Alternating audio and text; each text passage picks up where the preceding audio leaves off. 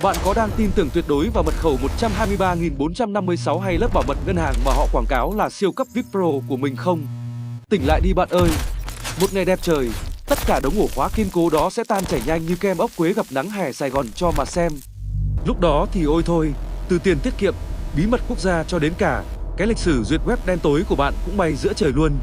Ngay cả Bitcoin, cái thứ mà các anh em tiền ảo vẫn tự hào là bất khả xâm phạm, cũng có nguy cơ bay màu trở về thời kỳ đồ đá. Đừng tưởng tôi đang kể chuyện ma nhé.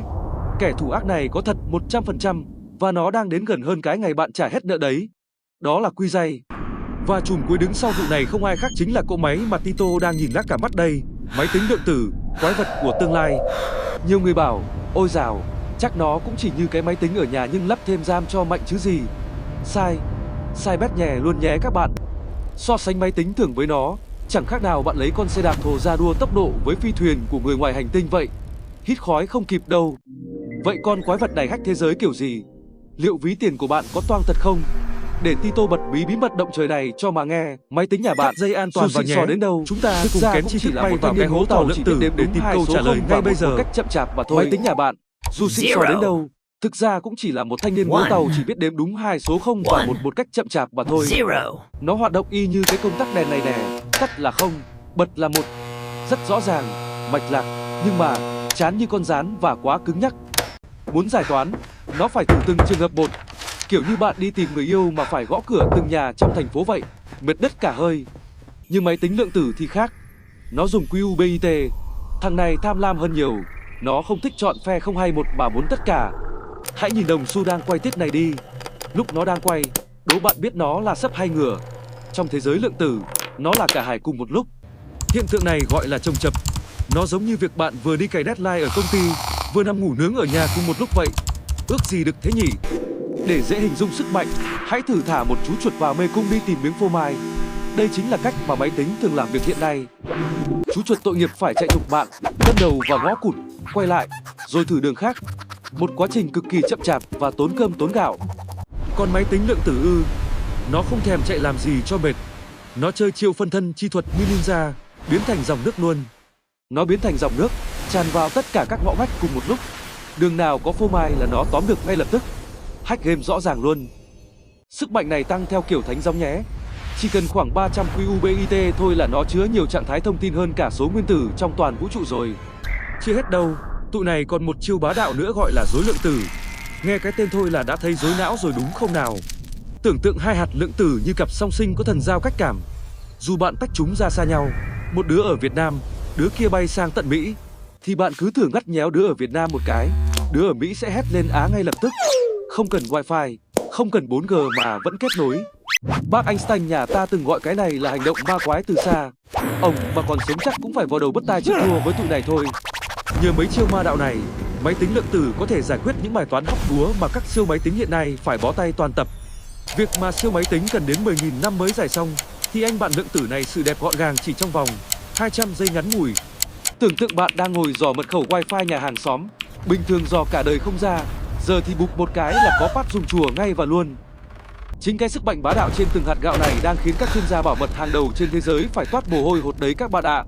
Tại sao Vì con quái vật này sắp sửa bẻ gãy cái chìa khóa đang bảo vệ tiền của bạn rồi. Cụ thể là cái ổ khóa mang tên RSA này đây. Cái ổ khóa đang bảo vệ tài khoản ngân hàng của bạn thực ra không làm bằng sắt thép đâu. Nó được dệt nên từ những con số, gọi là mã hóa. Để tôi giải thích kiểu nông dân cho dễ hiểu nhé. Hãy tưởng tượng bảo mật giống như việc bạn đi trộn các màu sơn lại với nhau vậy. Bạn đổ sơn vàng vào sơn xanh dương, ngoáy ngoáy vài cái là ra màu xanh lá cây ngay lập tức. Việc này dễ như ăn kẹo, ai cũng có thể làm được. Màu xanh lá này chính là đại diện cho ổ khóa công khai, public key. Bạn có thể ném nó ra giữa đường cho cả thiên hạ xem, ai cũng biết nó là màu xanh lá. Nhưng bây giờ đố ông nào tách được đống sơn xanh lá đó quay trở lại thành vàng và xanh dương riêng biệt đấy. Có mà ngồi khóc tiếng bán cả ngày. Máy tính cổ điển cũng thế. Nó trộn số, nhân lên thì nhanh, nhưng bắt nó tách số, chia ra thì nó đơ toàn tập, đóng máy bốc khói luôn. Trong toán học, cái trò trộn màu này chính là nhân hai số nguyên tố khổng lồ với nhau. Nhân vào thì máy tính làm cái dẹt là xong ngay. Nhưng nếu đưa cho nó cái kết quả rồi hỏi, này, hai số góc ban đầu là số nào, thì siêu máy tính cũng phải xin hàng, đòi nghỉ hưu sớm. Cơ chế một chiều này chính là nền tảng của RSA, thuật toán đang bảo vệ tới 90% bí mật quan trọng trên Internet hiện nay. Để mò ra được đáp án, một siêu máy tính hiện đại nhất cần chạy liên tục trong hàng triệu năm. Lúc đó thì xương của hacker cũng hóa thạch hết rồi. Còn anh bạn Bitcoin thì dùng một loại khóa khác, xịn hơn, gọi là đường cong elliptic.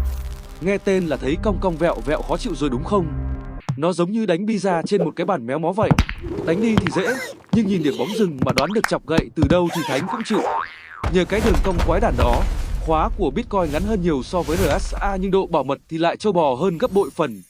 Cơ chế này tạo ra cặp bài trùng, khóa công khai để người ta gửi tiền cho bạn và khóa riêng tư để bạn mở cách lấy tiền ra tiêu.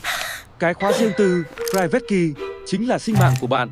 Lộ cái này là mất hết, khóc tiếng mán tập 2 luôn chứ chẳng đùa đâu.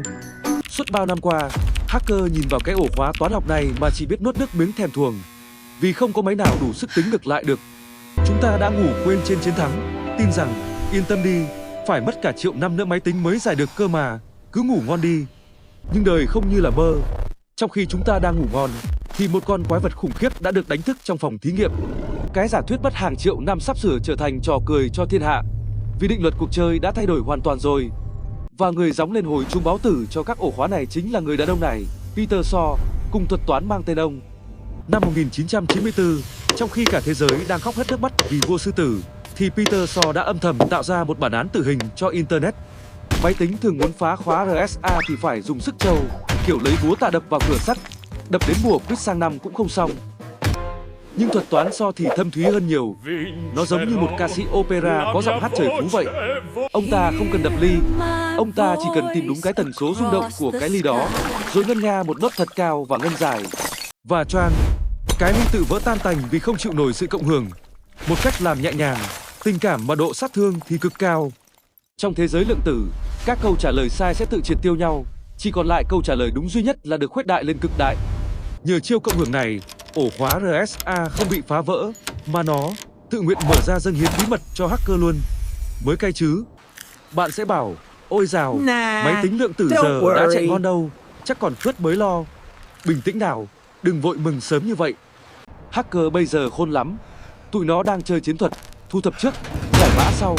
Tức là cứ trộm két về nhà đã, chưa cần mở ngay. Tức là bây giờ, tụi nó cứ chặn bắt hết tin nhắn, email, dữ liệu ngân hàng của bạn. Dù hiện tại chưa đọc được vì bị mã hóa, nhưng tụi nó cứ lưu đó để dành. Chờ 5 năm, 10 năm nữa khi máy tính lượng tử ra đời và đủ mạnh mẽ, bùm, lúc đó tụi nó sẽ ném tất cả vào máy tính lượng tử.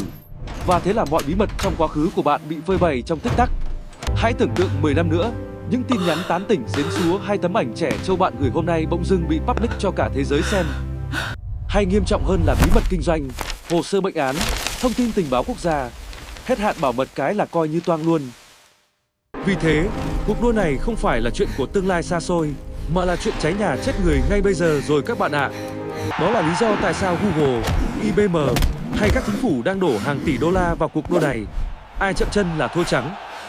Quay lại với anh bạn Bitcoin, nếu máy tính lượng tử mạnh đến thế, liệu nó có thể hack luôn cả ví của cha đẻ Bitcoin, Satoshi Nakamoto không? Tin buồn cho các fan crypto, ví của Satoshi chứa khoảng 1 triệu Bitcoin và nó đang dùng công nghệ khóa, đời Tống, cực kỳ hớ hênh. Những ví đời đầu này dùng công nghệ P2PK để lộ khóa công khai, public key, ra bản dân thiên hạ. Đây là mồi ngon béo bở nhất. Vậy cụ thể Bitcoin sẽ chết như thế nào? Và làm sao để cứu nó? Tito sẽ cùng bạn mổ xẻ giải pháp ngay sau đây. Tin vui là Bitcoin không chết dễ thế đâu. Cộng đồng có thể thực hiện một cuộc đại tu gọi là soft fork để đổi sang loại khóa mới an toàn hơn. Các nhà khoa học đang gấp rút tạo ra mã hóa hậu lượng tử. Đây là tấm khiên vững chắc mà ngay cả máy tính lượng tử cũng bó tay. Miễn là chúng ta nâng cấp hệ thống trước khi máy tính lượng tử trở nên hoàn hảo, ví tiền của bạn vẫn an toàn. Hú hồn chưa nào? Hơn nữa, chúng ta còn có tuyệt chiêu phân phối khóa lượng tử. Nếu ai đó lén nghe trộm, trạng thái hạt sẽ thay đổi và bị phát hiện ngay lập tức. Thôi, dẹp chuyện bảo mật sang một bên. Hãy nói về những điều kỳ diệu và nhân văn mà con quái vật này mang lại cho nhân loại. Hãy tưởng tượng việc mô phỏng hàng tỷ phản ứng hóa học để tìm ra thuốc chữa ung thư chỉ trong vài giờ thay vì hàng chục năm. Hay tạo ra các loại phân bón thế hệ mới, giúp cây trồng siêu năng suất để xóa sổ hoàn toàn nạn đói trên toàn cầu. Hoặc tìm ra vật liệu pin siêu bền, giúp xe điện chạy cả tuần, hay điện thoại dùng cả tháng mới phải sạc. Nghe là thấy mê rồi. Nghe sướng tai đúng không? Nhưng khoan vội mua về chơi game. Cái cục nợ vàng óng này khó chiều như người yêu cũ vậy. Chip lượng tử cần môi trường lạnh gần độ không tuyệt đối, tức là lạnh hơn cả vũ trụ, thì mới chịu nằm yên hoạt động. Chỉ một rung động nhỏ, một tiếng ồn hay nhiệt độ tăng nhẹ là các QUBIT dỗi ngay, tính toán sai bét, gọi là lỗi mất liên kết. Các nhà khoa học vẫn đang toát mồ hôi hột để khắc phục lỗi này, cố gắng giữ cho cỗ máy ổn định lâu hơn vài giây. Nhưng hãy nhớ, máy tính đầu tiên cũng từng to bằng cả tòa nhà. Giờ thì nó nằm gọn trong túi quần bạn đấy thôi. Lịch sử sẽ lặp lại.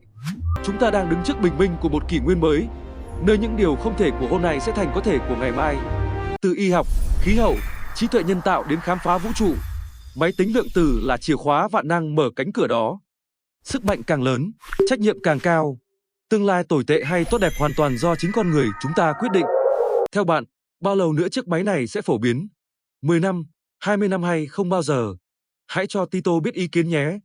Hãy để lại ý kiến dưới phần bình luận nhé. Tito sẽ đọc hết và thả tim cho những comment hay nhất đó.